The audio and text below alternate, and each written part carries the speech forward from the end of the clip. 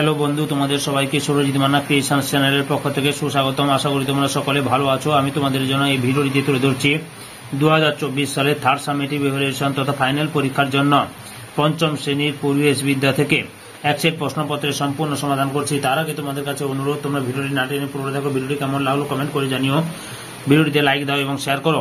তোমরা এই প্রশ্নপত্রের সেটটি পেয়ে যাবে রায় ও মার্টিন সম্পাদিত প্রশ্নবিচিত্রার 216 নম্বর পেজের 16 নম্বর সেটের মেদিনীপুর কলেজিয়েট স্কুল। এই স্কুলে যে প্রশ্নপত্রের সেটটি রয়েছে সেই সেটটি সম্পূর্ণ সমাধান করছি। একের দাগে সঠিক উত্তরটি নির্বাচন করে লেখো। 1.1 দাগে ট্রাম চলে বিদ্যুৎ শক্তিতে, তাপ শক্তিতে, বায়ু শক্তিতে, গতিশক্তিতে। সঠিক উত্তরটি অপশন ক তে বিদ্যুৎ শক্তিতে। এরপরে 1.2 দাগে কোন দেশে প্রথম কাগজ তৈরি হয়? চীন, নেপাল, ইংল্যান্ড, জাপান। সঠিক উত্তরটি অপশন ক তে চীন দেশে। 1.3 দাগে বিশ্ব বয়স্ক অবমাননা প্রতিরোধ দিবস পালন করা হয় 15 জুলাই, 1 জুলাই, 1 অক্টোবর, 15 জুন। সঠিক উত্তরটির অপশন ঘ তে 15 জুন। 1.4 দাগে বহরমপুর, আত্রেই, ভাগীরথী, হুগলি, মহানন্দা নদীর তীরে অবস্থিত। সঠিক উত্তরটির অপশন খ তে ভাগীরথী নদীর তীরে অবস্থিত। 1.5 দাগে কোন স্থানে মুখ্য জোয়ারের কত সময় পর গৌণ জোয়ার হয়? 12 ঘন্টা 30 মিনিট, 24 ঘন্টা, 6 ঘন্টা, 6 ঘন্টা 30 মিনিট। সঠিক উত্তরটির অপশন ক তে 12 ঘন্টা 30 মিনিট। তারপরে রয়েছে 2 দাগে শূন্যস্থান পূরণ করো। 2.1 দাগে পীর সাহেবের কবরস্থানকে বলে ড্যাশ। উত্তরটি হবে মাজার। মাজার বলে। 2.2 দাগে সব শক্তির উৎস ড্যাশ, সূর্য। 2.3 দাগে পরিবেশ বান্ধব যান হলো ড্যাশ, সাইকেল। 2.4 দাগে ছোট গির্জাকে বলে ড্যাশ, চার্চ। 2.5 দাগে তাল পাতায় লেখা বইগুলিকে বলে ড্যাশ, পুঁথি। 2.6 দাগে সূর্যের পর সবচেয়ে কাছের নক্ষত্র হলো ড্যাশ, প্রক্সিমা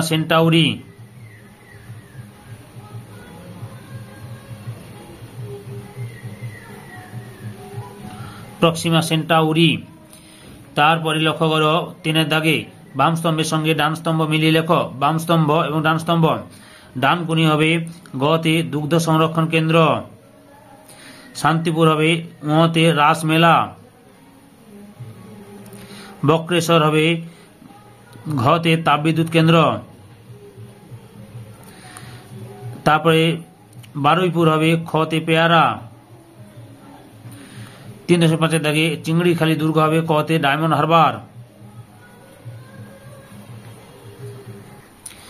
4 দাগে নিচের বিবৃতিগুলি শুদ্ধ বা অশুদ্ধ লেখ। 4.1 দাগে 1853 সালে প্রথম যাত্রীবাহী ট্রেন চলে, শুদ্ধ। 4.2 দাগে 2004 সালে আমফান ঝড় হয়েছিল, অশুদ্ধ। সুনামি হয়েছিল, সুনামি।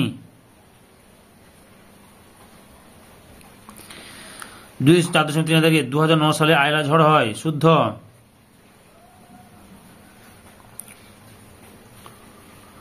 4.4 দাগে 1994 সালে বৃহস্পতি গ্রহের উপর ধূমকেতু পড়েছিল, শুদ্ধ। 4.5 দাগে 1860 সালে ব্রিটিশ কর্তৃক বক্সা দুর্গ দখল হয়, শুদ্ধ। 5 দাগে নিচের প্রশ্নগুলি এক কথায় উত্তর দাও যে কোনো 5টি। 5.1 দাগে তরল সোনা কাকে বলে? খনিজ তেল বা পেট্রোলিয়ামকে।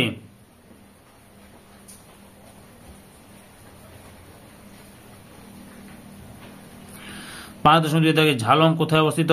ভুটানের কাছে।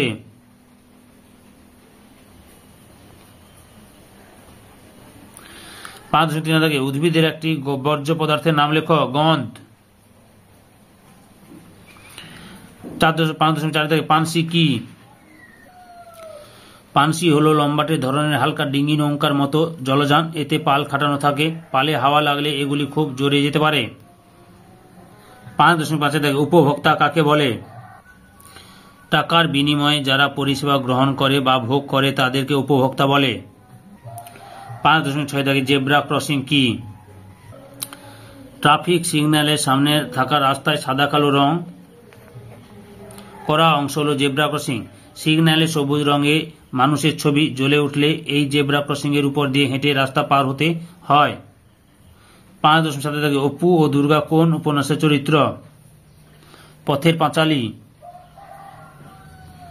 পথের পাঁচালী।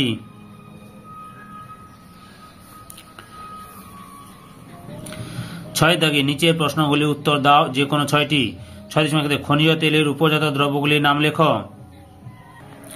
উত্তর, পেট্রোলিয়ামের 4টি উপজাত দ্রব্য হল পেট্রোল, ডিজেল, কেরোসিন ও ভেসলিন।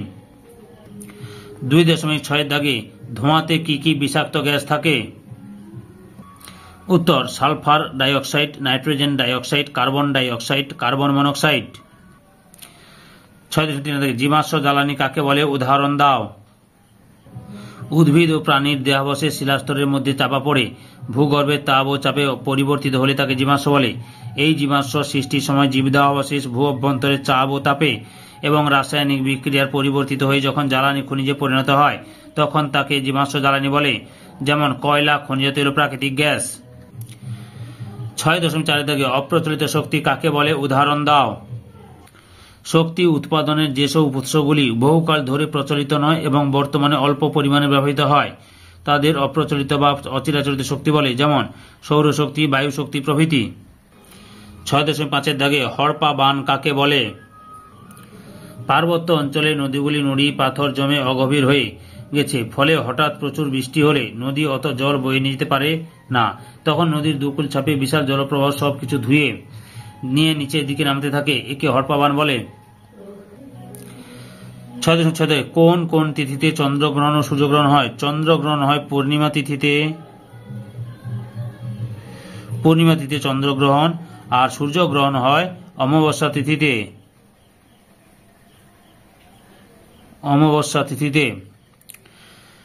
6.7 দাগে নদীমাতৃক সভ্যতা কাকে বলে? উদাহরণ দাও।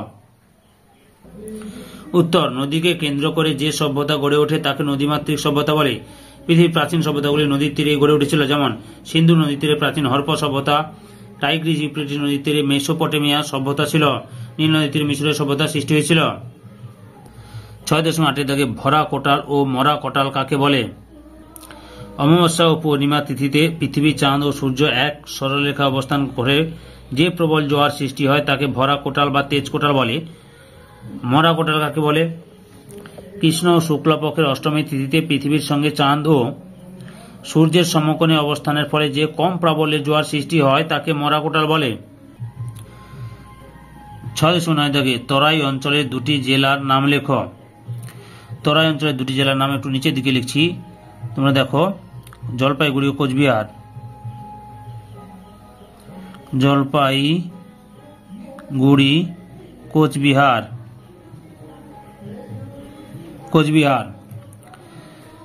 এই অঞ্চলের জমির বৈশিষ্ট্য লেখো। তরাই অঞ্চল উত্তর থেকে দক্ষিণে ঢালু, বৃষ্টিপাত বেশি হওয়ার জন্য এই অঞ্চল ঘন অরণ্যে ঢাকা ও স্যাঁতস্যাঁতে প্রকৃতির। এখানে স্থানে স্থানে নুড়ি পাথরের স্তূপময় জলাভূমি দেখা যায়। অঞ্চলটির গড় উচ্চতা 1100 থেকে 150 মিটার। 7 দাগে নিচের প্রশ্নগুলি উত্তর দাও যে কোনো 4টি। 7.1 চিত্র সহ চন্দ্রগ্রহণ বর্ণনা করো। কোন কোন পূর্ণিমার রাতে পৃথিবী যখন সূর্য ও চাঁদের মাঝখানে এক সরলরেখায় চলে আসে তখন পৃথিবীর ছায়া চাঁদের উপর পড়ে, ফলে চাঁদকে দেখা যায় না। এই ঘটনাকে চন্দ্রগ্রহণ বলে। চন্দ্রগ্রহণের এই ছবিটা আঁকবে, দেখো সূর্য, ক খ পৃথিবী, চাঁদ। চিত্রটিতে পৃথিবীর ছায়া চাঁদের উপর পড়ায় ক ও খ স্থানে থেকে চাঁদ দেখা যাবে না, ওই স্থানে চন্দ্রগ্রহণ হবে। এই যে এই অংশটা থেকে চন্দ্রগ্রহণ লক্ষ্য করা হবে, চাঁদকে দেখা যাবে না, চন্দ্রগ্রহণ হবে। ওকে। 7.2 থেকে অ্যাসিড বৃষ্টি কাকে বলে? এটি কি কি ক্ষতি করে? বৃষ্টির জলে বায়ুতে অবস্থিত বিভিন্ন বিষাক্ত গ্যাসের সঙ্গে মিশে অ্যাসিড সৃষ্টি করে ভূপৃষ্ঠে ঝরে পড়ে, একে অ্যাসিড বৃষ্টি বা অম্লবৃষ্টি বলে।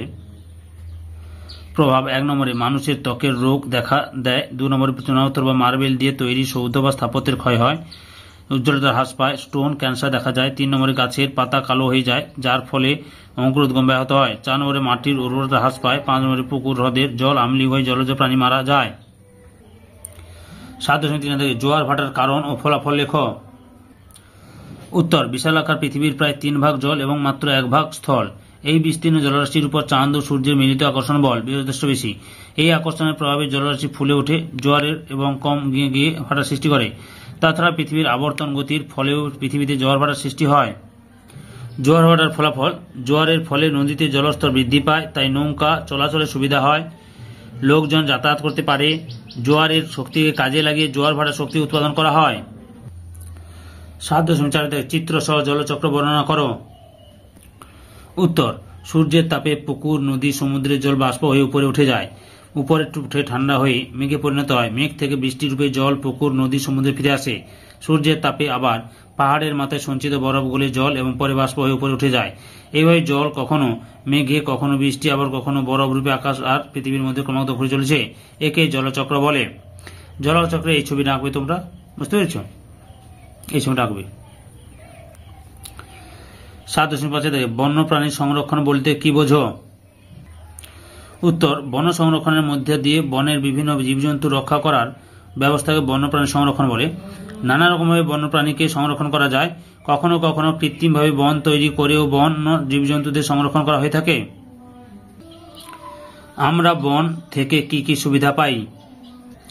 উত্তর, বাঁচার জন্য অক্সিজেন, আসবাবপত্র তৈরির কাঠ, ঔষধ, মধু ও মোম, ফুল ফল, জ্বালানির কাঠ, কাগজ, মশলা, দড়ি, আঠা, ধুনা, রেশম, রবার, গঁদ, গ্রজন ইত্যাদি আমরা পাই। 7.6 থেকে আবহাওয়ার উপাদানগুলি লেখো। উত্তর, আবহাওয়ার উপাদানগুলি হল উষ্ণতা, আর্দ্রতা, বায়ুপ্রবাহ, বায়ুচাপ, মেঘাচ্ছন্নতা, বৃষ্টিপাত প্রভৃতি। দূষণ মুক্ত পরিবেশ গড়তে কি কি করা উচিত? উত্তর, দূষণমুক্ত পরিবেশ গড়তে গেলে পেট্রোল ও ডিজেলের পরিবর্তে অন্যান্য বিকল্প শক্তি দিয়ে যানবাহন চালাতে হবে। পাশাপাশি প্রচুর বৃক্ষরোপণ প্রয়োজন, কারণ গাছ বাতাসের অতিরিক্ত কার্বন ডাই অক্সাইড শোষণ করে অক্সিজেনের দ্বারা বায়ুকে শুদ্ধ রাখে। সম্পূর্ণ ভিডিওটি দেখার জন্য তোমাদের সবাইকে অসংখ্য অসংখ্য ধন্যবাদ।